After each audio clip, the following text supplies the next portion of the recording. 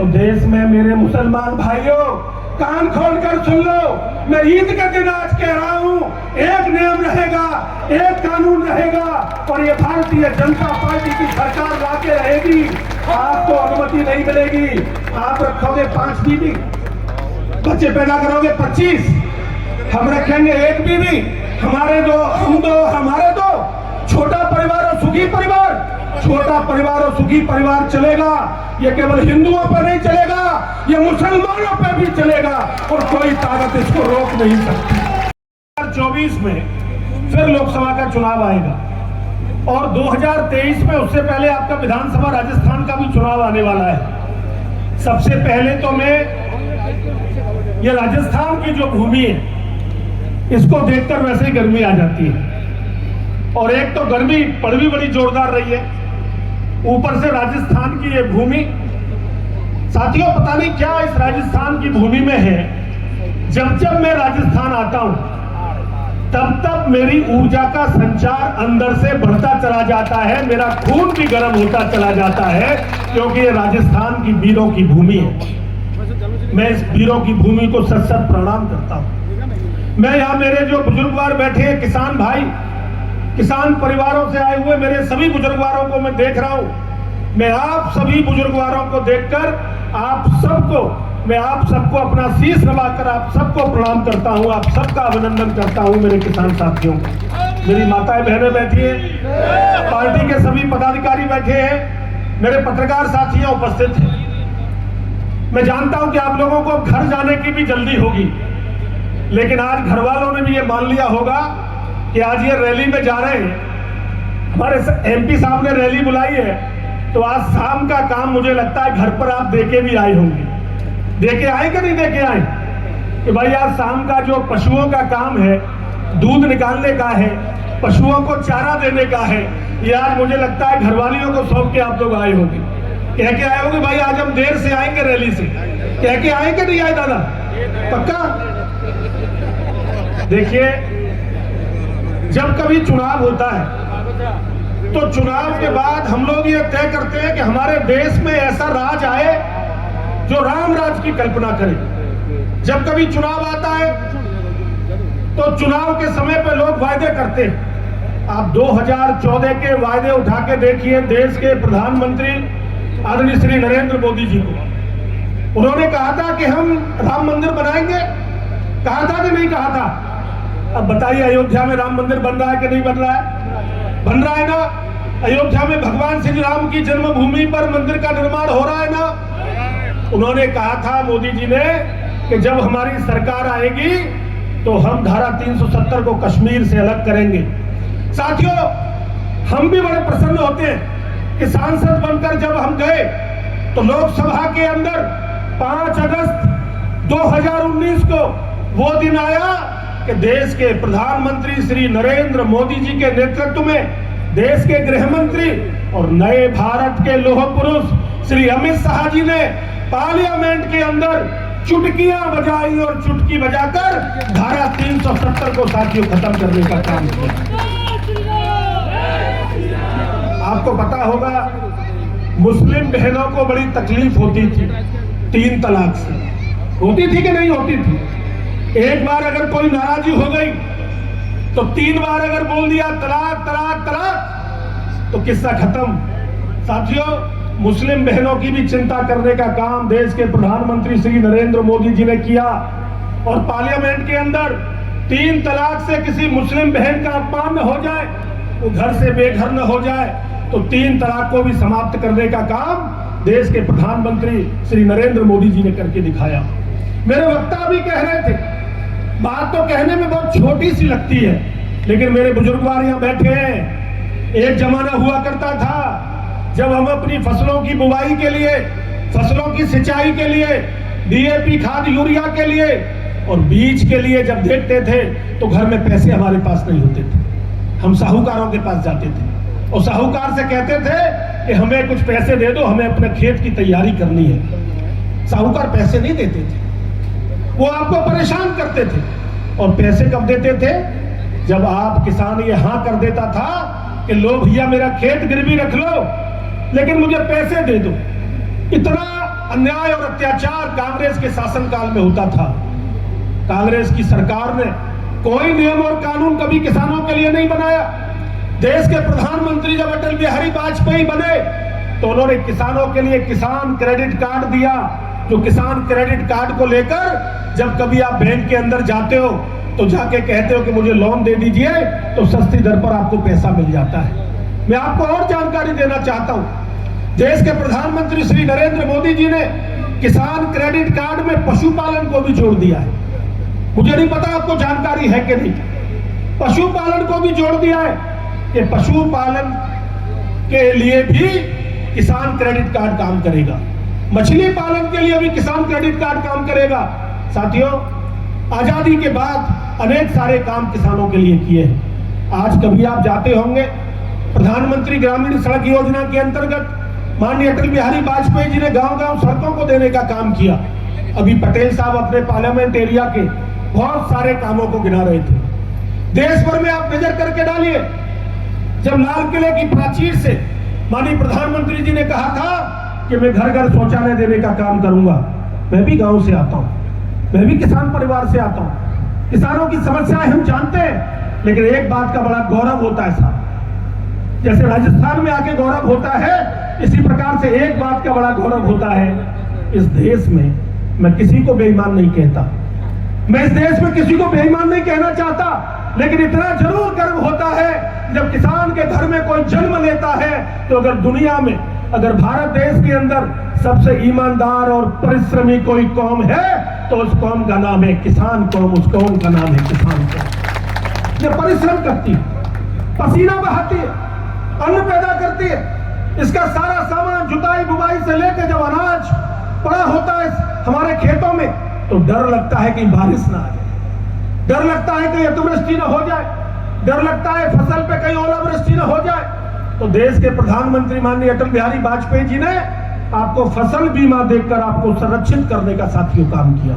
आज अगर आपको इसके लिए लेकिन जागृत होना चाहिए, हमें अपनी फसल का बीमा जरूर कराना चाहिए, फसल बीमा जरूर कराना चाहिए, जिससे हम कम से कम संरक्षित रहने का काम करते हैं। एक गौरव कब होता है जब देश के बॉर्डर पर कोई रक्षा और सुरक्षा को हमारी को चुनौती देने का काम करता है, तो वहां भी साथियों अगर कोई काम आता है तो कौन काम आता है। जिस प्रकार देश का अन्नदाता, जिस प्रकार अगर देश का किसान अपना अन्न पैदा करके देश को खिलाने का काम करता है, उसी प्रकार से देश के किसानों के बेटे अपने प्राणों की न्यौछावर करके बॉर्डर पर खड़े होकर सीने पर गोली खाने का काम करते हैं, तो वो किसानों के बेटे करते हैं, इसलिए किसानों पर गर्व होता है।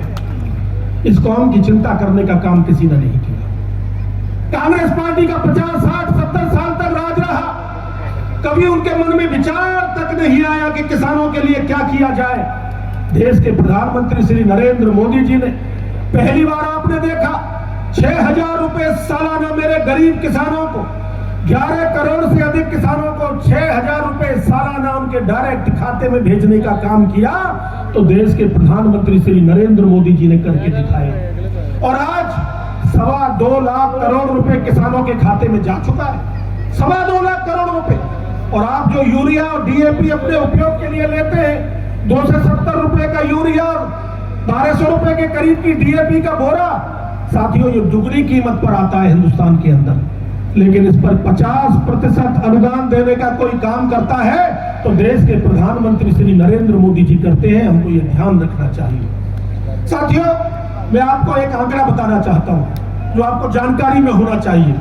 2014 से पहले किसानों के कल्याण के लिए जो हमारा कृषि विभाग है उसका बजट कितना होता था आपको पता है? केवल 25,000 करोड़ रुपए, थोड़ा सा बढ़ाया तो 29,000 करोड़ रुपए। और आज किसानों के कृषि के कल्याण का जो बजट है आज 1,25,000 करोड़ रुपए देश के प्रधानमंत्री नरेंद्र मोदी जी ने किया है। आपको याद होगा स्वामीनाथन आयोग की रिपोर्ट बनी थी और वो इसलिए बनाई गई थी कि वो किसानों के कल्याण के लिए काम आएगी। स्वामीनाथन आयोग की रिपोर्ट को कांग्रेस की पार्टी ने 10 साल तक मनमोहन सिंह की सरकार रही, उन्होंने उसे लागू करने का काम नहीं किया। जैसे ही देश के प्रधानमंत्री श्री नरेंद्र मोदी जी बने, नरेंद्र मोदी जी ने प्रधानमंत्री बनने के बाद सबसे पहला कोई काम किया तो किसानों के जीवन में बदलाव लाने के लिए स्वामीनाथन आयोग की रिपोर्ट को साथियों लागू करने का काम किया। ये पूरे देश की और दुनिया की जनता जानती है। आज हमारा गौरव क्यों ना बढ़े? आज जब देश के प्रधानमंत्री किसी देश में जाते हैं, देश के प्रधानमंत्री किसी देश में जाते हैं, तो साथियों आप लोग देखते हो, टीवी आप लोग देखते हो, टेलीविजन पर देखते हो कि जब देश के प्रधानमंत्री मोदी जी अमेरिका जा रहे हैं तो अमेरिका की संसद के अंदर वहां के सांसदों ने लगभग 79 बार तालियां, 69 बार तालियां बजाने का काम हुआ तो देश के प्रधानमंत्री नरेंद्र मोदी जी के लिए हुआ। और आपको अच्छा लगेगा 15 बार अमेरिका के संसद में वहां के सांसदों ने खड़े होकर मोदी जी के लिए तालियां बजाई। कोई मोदी जी को बॉस कहता है, कोई मोदी जी को पैर छूने के लिए भागता है, कोई मोदी जी की जय जयकार करता है। और आज मोदी जी जब पूरी दुनिया के अंदर जाते हैं तो मुझे लगता है मोदी जी का सीना तो 56 इंच का चौड़ा होता ही है, 140 करोड़ देशवासियों के सीने भी 56 इंच के साथियों हो जाते हैं जब वो अपने देश के प्रधानमंत्री को दुनिया में इस प्रकार का गौरव लेते हुए देखते हैं। क्यों नहीं गर्व हो हमको? तो हमको मोदी जी चाहिए ना? मोदी जी चाहिए कि नहीं चाहिए? मोदी जी जैसा नेता रोज रोज नहीं मिलता है।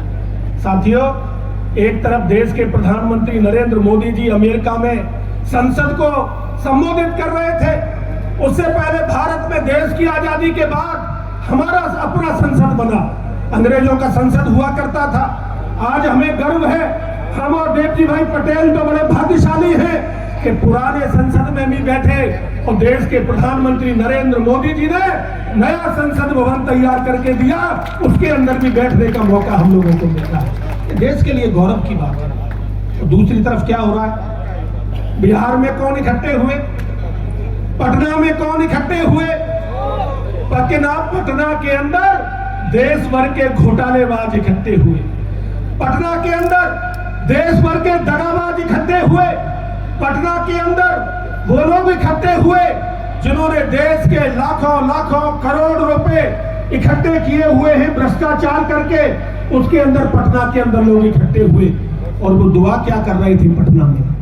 दुआ क्या कर रहे थे पटना में? कि हम कैसे रहें, हम कैसे रहें, हमारी औलादें कैसी रहें, हम कैसे रहें, हमारे बच्चे कैसे आगे बढ़े। वो अपने बच्चों की चिंता करने का काम करते हैं। चाहे राहुल गांधी हो, चाहे सोनिया गांधी हो, चाहे प्रियंका गांधी हो, चाहे पहले संजय गांधी हो, चाहे राजीव गांधी रहे हो, चाहे इंदिरा गांधी रहे हो, चाहे जवाहरलाल नेहरू रहे हो, ये एक ही परिवार के लोग हैं। ये एक ही परिवार के लोग हैं। ये चाहते हैं इनके परिवार जिंदा रहने चाहिए। लालू यादव चारा घोटाले में जेल काट के आ गए, वो भी चाहते हैं मेरा परिवार जिंदा रहना चाहिए। मायावती जी चाहती है मैं और मेरा भतीजा रहना चाहिए। ममता बनर्जी चाहती है मैं और मेरा भतीजा रहना चाहिए। समाजवादी पार्टी के मुलायम सिंह जी, शिवपाल यादव, रामगोपाल यादव, धर्मेंद्र यादव, ये कितने परिवार के जो लोग हैं वो चाहते हैं हम और हमारा परिवार जिंदा रहना चाहिए और आगे बढ़ना चाहिए। और देश के प्रधानमंत्री नरेंद्र मोदी जी चाहते हैं देश के 140 करोड़ परिवार रहने चाहिए और वो आगे बढ़ना चाहिए। ये अंतर है भारतीय जनता पार्टी और विपक्ष के नेताओं में। वो अपने परिवारों की चिंता करते हैं, देश के प्रधानमंत्री आपके परिवारों की चिंता करते हैं। बताइए, जो आपके परिवार की चिंता करे वो देश पे इस पे सेवा करना चाहिए। ये भ्रष्टाचार या घोटालेबाज चाहिए, ये तय करने का काम आपको करना होगा। साथियों, इन लोगों ने बारी बारी बहुत लूटा है। देश की आजादी के बाद यह कल्पना हुई थी, सुभाष चंद्र बोस, चंद्रशेखर आजाद, राम प्रसाद बिस्मिल, कितने लोगों ने प्राणों की आहुति दी। सरदार भगत सिंह जैसे लोग चले गए फांसी खाकर, इसलिए थोड़ी गए थे कि ये भ्रष्टाचारी प्रदेशों में जगह जगह सरकार बनाकर भेजे। और आप देख रहे होंगे इनकी सरकारें भ्रष्टाचारियों की चलती है। राजस्थान की साथियों जब बात आती है, आप बुरा मत मानो, राजस्थान की जब बात आती है तो उत्तर प्रदेश के रहने वाले लोगों के मन में बड़ी बात आती है। कन्हैया लाल की उदयपुर में गला काटकर हत्या कर दी गई। करौली के अंदर भी किस प्रकार से हाहाकार मचा दिया गया। अरे भगवान न करे ये घटना अगर उत्तर प्रदेश में हो गई होती तो उत्तर प्रदेश के मुख्यमंत्री योगी आदित्यनाथ जी का बुलडोजर चल गया होता, गाड़ियां पलट गई होती, माफिया इधर से उधर हो गया होता। आपको अगर राजस्थान के अंदर इन धोखेबाजों से मुक्ति पानी है, आपको याद है मैं पिछली बार भी आया था जालौर के अंदर, तो मुझे पता चला कि राहुल गांधी जालौर में आके भाषण देके गए थे, गिनतियां बोल के गए थे, कह के गए थे 1 2 3 4 5 6 7 8 9 10। आज कहां गई उनकी गिनती? क्या वो गिनती भूल गए? आप तो गिनती नहीं भूलोगे ना, आप तो गिनती नहीं भूलोगे ना। इस राहुल गांधी ने राजस्थान के किसानों के साथ धोखा किया है। इस राहुल गांधी ने मेरी सीधी सादी भोली भाली किसान कौम के साथ धोखा किया है। इस राहुल गांधी ने मेरे सीधे साधे किसान परिवारों के झूठे वादे करके उनको धोखा देने का काम किया है। राहुल गांधी सुन लो, मैं जालौर की लोकसभा से आपको मंच से कहना चाहता हूं, आने वाले समय में राजस्थान के अंदर जब चुनाव होंगे तो कांग्रेस पार्टी का बोरिया बिस्तर, गहलोत सरकार का बोरिया बिस्तर उठ जाएगा। कांग्रेस को कोई ढूंढने वाला, वोट देने वाला पैदा नहीं होगा। ये संकल्प आपको करके जाना चाहिए। साथियों, देश के प्रधानमंत्री श्री नरेंद्र मोदी जी के नेतृत्व में आज देश आगे बढ़ रहा है। आज रक्षा क्षेत्र में आगे बढ़ रहे, विदेश की नीति में आगे बढ़ रहे। आज हम अन्य अन्य देशों पर नजर डालेंगे तो आज भारत 5वीं अर्थव्यवस्था दुनिया की बन गया है। आज भारत प्रचंडता से आगे बढ़ रहा है। हमको आवश्यकता है तो देश के प्रधानमंत्री श्री नरेंद्र मोदी जी का साथ देने की आवश्यकता है। बोलिए साथ दोगे? बोलिए साथ दोगे? तो मेरे साथ जोर से जयकारा लगाइए। बोलिए भारत माता की, भारत माता की, भारत माता की। एक बात कहकर अपनी बात को पूरी करूंगा। पिछले दिनों आप लोग टीवी पे भी देख रहे होंगे, अखबारों में भी सुन रहे होंगे। साथियों, एक देश में एक कानून चाहिए कि नहीं चाहिए? एक देश में एक कानून चाहिए कि नहीं चाहिए? एक देश में अलग अलग कानून नहीं चलेंगे।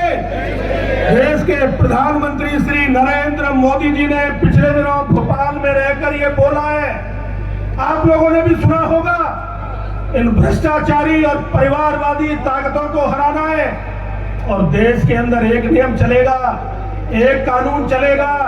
अगर हिंदू समाज के लोग एक पत्नी रखकर शादी करते हैं तो देश में मेरे मुसलमान भाइयों कान खोलकर सुन लो, मैं ईद के दिन आज कह रहा हूं, एक नियम रहेगा, एक कानून रहेगा और ये भारतीय जनता पार्टी की सरकार लाके रहेगी। आपको अनुमति नहीं मिलेगी। आप रखोगे 5 बीवी, बच्चे पैदा करोगे 25, हम रखेंगे 1 बीवी, हमारे दो, हम दो, हमारे दो।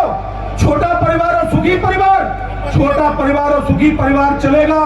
ये केवल हिंदुओं पर नहीं चलेगा, ये मुसलमानों पर भी चलेगा और कोई ताकत इसको रोक नहीं सकती।